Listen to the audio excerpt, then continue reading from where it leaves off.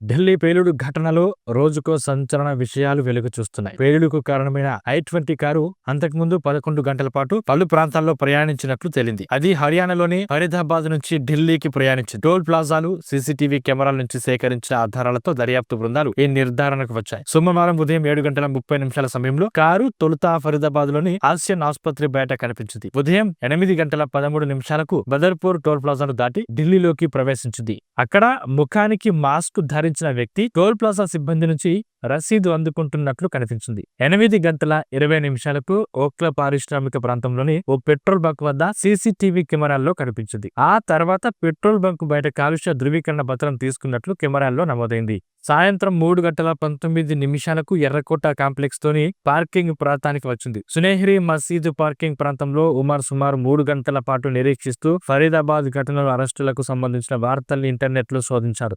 6:22 parking ప్రాంతాన్ని వీడి car బయటకు వచ్చింది. ఎర్రకోట వైపు మళ్లింది. 6:52 కారు పేలింది. ఇక ఈ మధ్యలో కారు ఎక్కడెక్కడ తిరిగిందనే దానిపై దర్యాప్తు అధికారులు దృష్టి సారించారు.